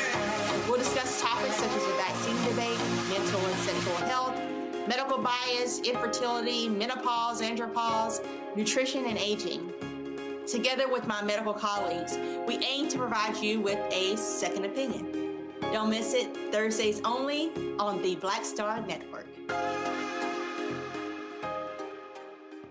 I'm Brittany Noble, Midwest-born, HBCU educated with experience in newsrooms across the country. Well, I've teamed up with Roland Martin to bring to you The Breakdown. This isn't just news. It's our stories, our voice, our community.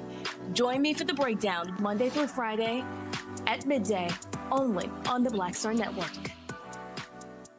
Hey, everybody, I'm TD Jakes, and I want to encourage you to watch Roland Martin Unfiltered. It'll blow your mind.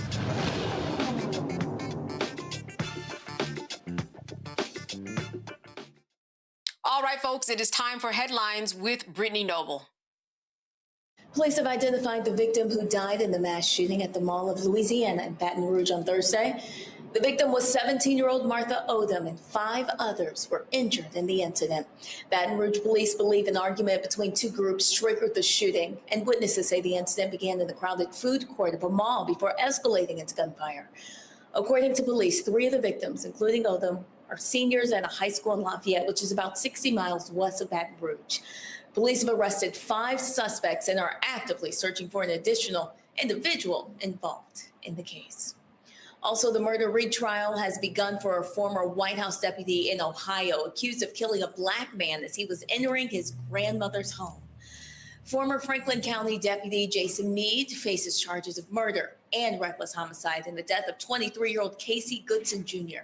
Goodson was shot 6 times in the back while entering his grandmother's house on December 4th, 2020. At the time of the incident, he was carrying a Subway bag and listening to music on his AirPods. During his 2024 trial, Meade testified that Goodson waved a gun at him as the two passed each other in their cars. He claimed he pursued Goodson out of fear for his own safety and the safety of others. Meade stated that he ultimately shot Goodson, who had entered the house, because Goodson turned toward him while holding a gun. A gun was found in Goodson's possession with the safety on, but he was a legal gun owner and had a concealed carry permit, which was found in his wallet. And prosecutors attempted to prevent Meade from arguing self-defense, saying that Meade's actions led to Goodson's death. But the judge disagreed and allowed Meade to use self-defense as part of his defense strategy. The Trump administration is working to expand the federal death penalty by reinstating lethal injection and bringing back firing squads. In a recent report, Acting Attorney General Todd Blanche said that these changes reverse the restrictions on capital punishment put in place during the Biden administration. He claimed Biden's policies harmed victims and weakened the justice system. The Justice Department is also directing the Bureau of Prisons to explore other execution methods, such as electrocution and lethal gas, and to identify new locations for executions beyond the current federal sites. The administration also wants to expedite the appeals process and broaden the range of crimes eligible for the federal death penalty. President Donald Trump says Americans should expect higher gas prices for a little while as the war with Iran continues. Trump said he is in no rush to reach a peace deal, arguing the conflict hasn't hit the economy as hard as expected. Oil prices have climbed sharply since the war began, with new gas prices topping $4 a gallon nationwide. And according to a new survey, nearly 80% of Americans say they're cut spending because of all of these rising costs. An investigation into North Carolina A&T State University revealed that more than $5.1 million in student aid was improperly distributed over several years. The North Carolina Office of the State Auditor reported that funds intended for student services were allocated without proper oversight, often based on personal connections instead of merit or financial need. Auditors discovered that nearly 2/3 of the funds were awarded to out-of-state students, with more than $780,000 going to individuals affiliated with university employees. The case has now been referred to state investigators and prosecutors. And according to the American Heart Association, there's a huge need to expand CPR training within Black communities. A 2022 study by the American Heart Association found that Black and Brown people are 41% less likely to receive bystander CPR than a white person in public. What's more, another study revealed by AHA this year found that there is still a high need to expand CPR education and training in Black communities. The Black Nurses Coalition from Albany, New York, has been hosting free CPR workshops to raise awareness. If you're interested in taking a CPR course, just reach out to your local Red Cross. All right, some other headlines. After Tuesday's Democratic victory in Virginia, Republicans are still expressing their dissatisfaction, of course. In response, Georgia Republican Congressman Rick McCormick, he's proposed legislation to rejoin the Virginia cities of Arlington and Alexandria with Washington, D.C., effectively reversing an 1846 law that had returned these areas to Virginia. McCormick's proposed Make D.C. Square Again Act aims to restore the original 10-mile square District of Columbia and eliminate what he describes as the artificial advantage that Virginia Democrats have gained due to the influx of federal employees moving into Virginia. Now, Virginia's voter-approved redistricting referendum could enable Democrats, of course, to secure up to 4 additional seats in the House of Representatives as the midterm elections approach. McCormick argues that the ceding of Arlington County and the city of Alexandria to Virginia in the 1800s was unconstitutional, and his bill would rectify the situation. And finally, the Houston cop that we told you about on Tuesday, who went on that racist rant, well, of course, she has been officially fired. It's been less than a week since Ashley Gonzalez's video went viral, which showed her making racist comments about Black people. The Houston Police Department posted this statement on social media. The Houston Police Department has terminated the employment of Ashley Gonzalez. As of today, she is no longer an employee of the department. HPD holds every officer to the highest standards of integrity and conduct and will not waver in upholding these expectations. After discovering the incident, Ashley Gonzalez was immediately relieved of duty. In compliance with the state civil service laws, an investigation was conducted as fast as legally possible. The behavior exhibited by Ashley Gonzalez was abhorrent, disgusting, and entirely unacceptable. It's deeply disturbing and has no place in law enforcement in our community. I'll pick up on this one. I'm going to start with you, Michael. Now, don't make it too long. We're almost at the end of the show, but this is no surprise.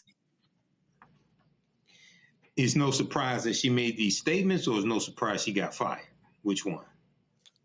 It would be both, actually, but I was talking about the firing. We're not surprised that she was fired. Oh, well, yeah, I'm not surprised she was fired because she was exposed. But my follow-up to this would be there should be an investigation into how long this has been going on and a review of cases where she arrested people and it brought about convictions to see if there was somehow some racial bias involved in that. And then also, I would ask the Houston Police Department to review their intake process. What type of screening process do you have for officers? Because she's not the only one.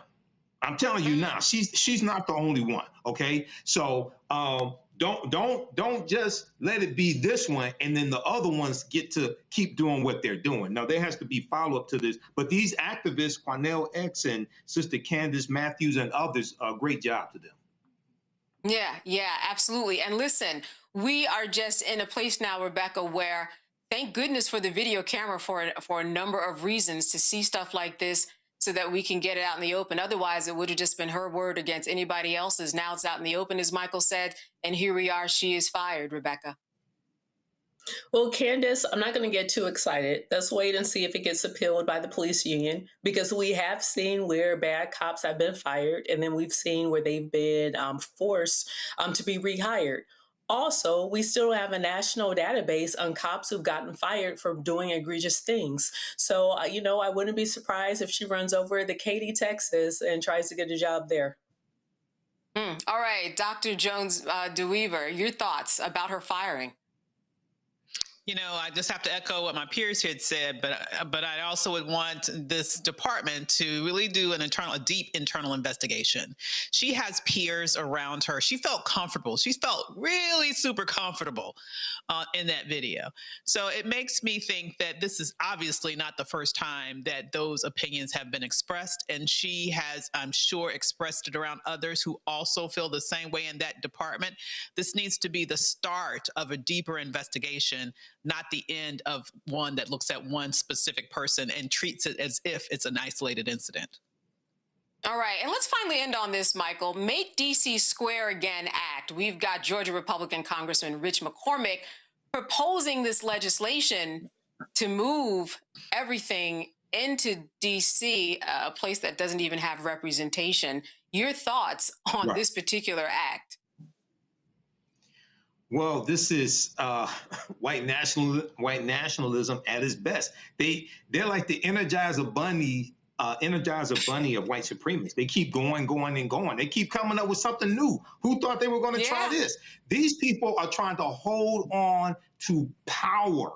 This don't have nothing to do with morality. This is a straight up bloodbath, a straight up street fight when it comes to maintaining power. And to me, it seems like they're trying to arrest power from African Americans because, Washington, D.C. is still predominantly African American, if I remember correctly, and has a history of, remember Marion Barry, things like this, right? African American leadership there. So, and they're going back to 1846, 1847, that law there as well. Mm-hmm. So this is it. We keep seeing evidence of how white people fear our vote more than we value our vote. And this is a straight up fight for political power. Mm-hmm. Dr. Jones DeWeaver, listen, as Michael said, this is a law that goes back to 1846. This is something that the Supreme Court has declined to hear. This has been law for a while, but does that make you comfortable that this act could not possibly be passed? Hell to the no, don't make me comfortable. Good Lord, these folks are doing, it's crazy. But to me, their impetus for this is that they're trying to undermine the political power of the state of Virginia that has turned increasingly blue. The areas that they're talking about are parts of Virginia that have a high concentration of the population, overwhelmingly Democratic. They're definitely going to, in essence, as you mentioned, disenfranchise them because they're looking to put them into the district, which does not have voting power in Congress, which is not a state. And so, in essence, they are disenfranchising them, keeping the tax money, but disenfranchising them, and at the same time, making the state a little bit less blue. If you look at what just happened recently with this referendum, when we saw those numbers come in from Northern Virginia, that's what turned the tide. All right. And so that's exactly what they're looking to do. They're trying to undercut Democratic power in the state of Virginia while also disenfranchising those who live in the Northern Virginia area, who are folks who make a big difference in terms of how the state ultimately swings in close elections. Yeah, this is something somebody would call a sore loser. Listen, Rebecca, when we look at this, the people have already spoken on Tuesday, but just as quickly as they spoke is just as quickly as we're seeing it trying to be taken away. You're going to give us our final thought this evening on this. Let me get it right. Make DC Square Again Act. I don't think that congressman from Georgia wants to mess around with state boundaries, because we could do that. We could go there. And if we have a true fight over state boundaries, I think that map is going to look a little different. So he might want to be real careful. All right, I will leave it at that, folks. I want to thank all of my panelists here today, Michael Imhotep, Dr. Avis Jones-DeWeaver, and Rebecca Carruthers. Thank you so much for being with us today. All right, that wraps it up for Roland Martin Unfiltered here live on the Black Star Network. It's been great being with you most of the week. Make sure to join us next week, especially on Tuesday. Ayanla is going to be here. The phone lines will be open at this very special Tuesday event where your input, as always, will matter, but we will be able to hear your voice. So we'll see you then. Have a great weekend, everyone.